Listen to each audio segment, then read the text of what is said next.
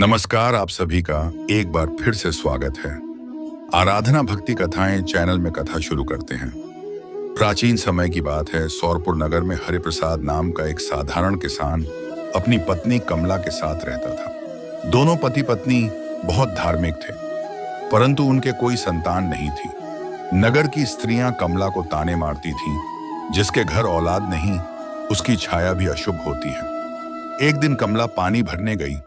वहां एक स्त्री ने कठोर शब्द कह दिए, पहले हमें पानी भर लेने दो, तेरे जैसे अभागिन की परछाई भी हमारे घड़े पर न पड़े। कमला का हृदय टूट गया। वह रोती हुई घर लौटी। हरिप्रसाद ने पूछा, क्या हुआ, तुम इतनी दुखी क्यों हो? कमला बोली, लोग मुझे बांझ कहकर अपमान करते हैं। क्या मेरा नारी होना ही अपराध है? हरिप्रसाद ने समझाया, तू दुख मत कर मां। लक्ष्मी हमारे घर में कभी दरिद्रता नहीं आने देती। एक दिन संतान का सुख भी अवश्य देंगी। उसी रात कमला मां लक्ष्मी के मंदिर गई और फूट फूट कर रोई। अब कमला रोज भोर में पानी भरने जाने लगी ताकि किसी से सामना न हो। एक दिन रास्ते में नगर की कुछ स्त्रियां आती दिखीं तो वह जंगल की ओर मुड़ गई। जंगल में अंधेरा और सन्नाटा था।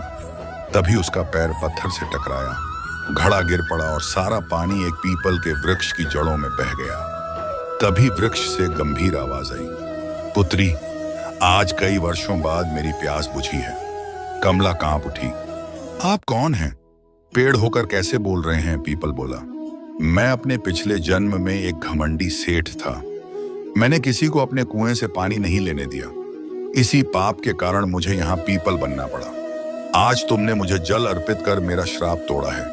बताओ मैं तुम्हें क्या वर दूं? कमला रो पड़ी। मुझे पुत्र चाहिए।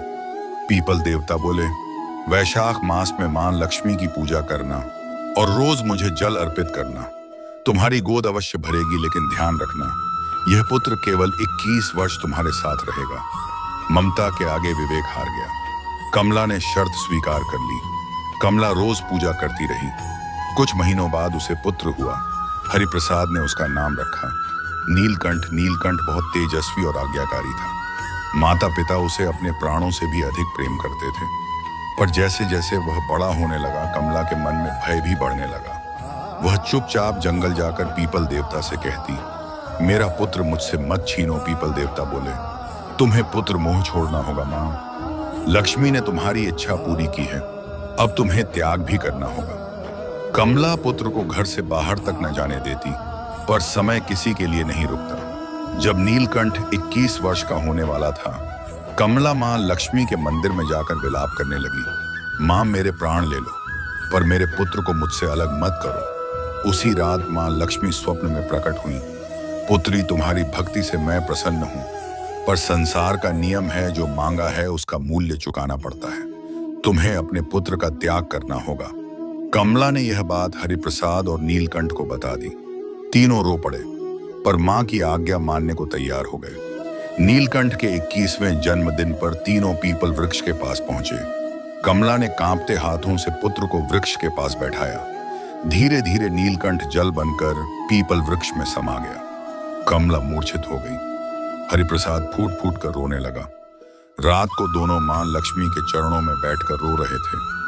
तभी प्रकाश फैल गया। मां लक्ष्मी प्रकट हुई। तुमने भक्ति में अपना पुत्र भी अर्पण कर दिया। मैं तुमसे अत्यंत प्रसन्न हूं। इतना कहकर मां ने हाथ उठाया। क्षण भर में नीलकंठ उनके सामने खड़ा था। मां लक्ष्मी बोली, अब यह पुत्र सदा तुम्हारे साथ रहेगा। इतना कहकर मां अंतर ध्यान हो गई। हरिप्रसाद और कमला ने चरणों में सिर झुका दिया। यह कथा हमें सिखाती है, जो भक्त त्याग और श्रद्धा से पूजा करता है, मां लक्ष्मी उसकी हर परीक्षा पार करवा देती हैं। हे मां लक्ष्मी, अपने सभी भक्तों पर इसी तरह कृपा बनाए रखना। मित्रों, आपको यह कहानी कैसी लगी? हमें कमेंट बॉक्स में जरूर बताएं। ऐसी ही नई नई कहानियों के लिए आराधना भक्ति स्टोरी चैनल को सब्सक्राइब करें।